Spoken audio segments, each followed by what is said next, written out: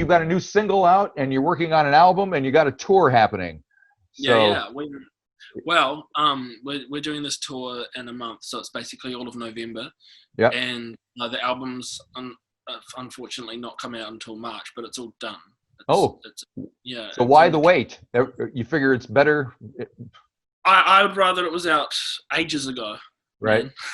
Because it was ready so long ago. But everything and everyone in this industry, apparently it just takes a million years for anything to happen. Because it's like, we've got like another album all recorded on top of right. On top of the one that's in the can. But the first single for this album is just premiered today on RNZ. And it's called Wasting Your Time.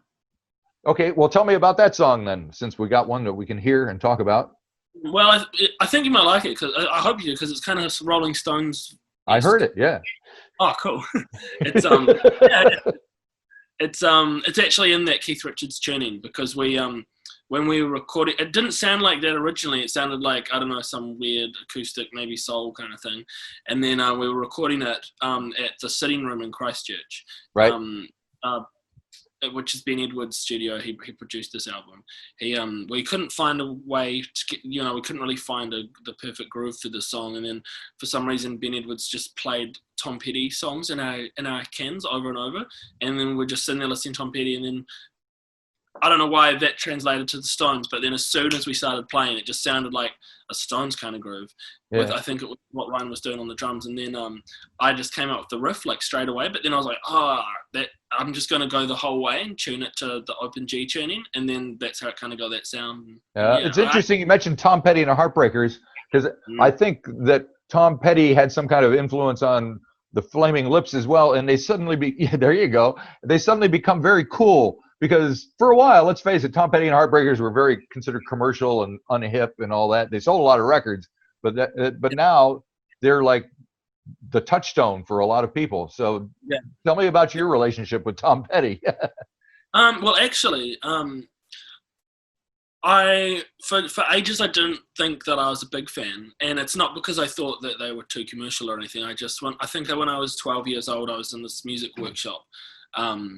And at my school, and the person who was taking it was recommending everyone lots of music. She recommended me Tom Petty, and she gave me Damn the Torpedoes, and I loved the Rolling Stones at the time, but I hadn't, for some reason, and maybe that's all I had time for, because that's all I listened to for years when I was that age.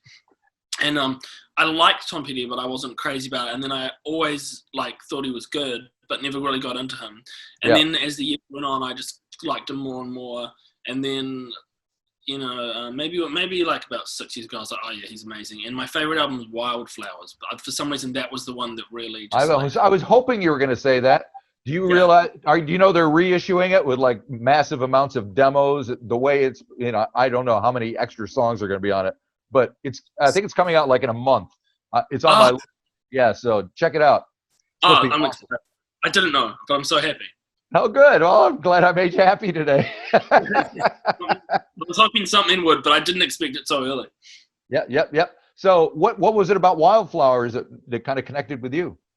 I don't know. I think maybe because it's got all the sort of styles and that he usually has in his music, but this was a bit sadder, and maybe it just sort of was a more interesting mix, because it kicked ass like usual.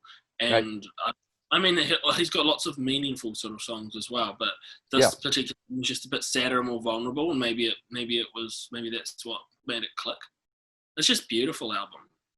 That's true. So tease us a little bit about the record. It's all done. And I'm sure that you and I will probably talk about it at length at some point when it finally becomes available. But in the meantime, we need to hear about it. So what can you tell us in an overview? Well, for anyone who may have heard either or both of our records that we've already done, this is kind of somewhere in between, because the first one's kind of like a 90s indie rock influenced album with lots of fuzzy guitar and stuff, and the second one's like a classic kind of album with soul and rock and roll influences, and this one's kind of perfectly in between. It's I think it's more concise. It's 10 tracks. Okay. And it's it's pretty rocking as well. Like it doesn't really let up at all. That's always a good thing. The song that we put out today isn't even that representative of the album. It's it's a little less intense than most of it. I can tell you that much. And there's a video with it, right? Yes, there's a video. Oh, I'll tell you one other thing.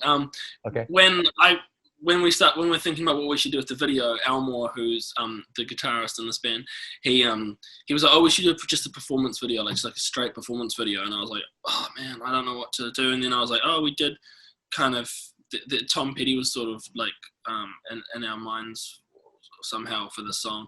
And then I remembered that I really liked the video from Here Comes My Girl. And I thought, oh, let's just completely try to rip that off. So that's what we were going for. Good on you.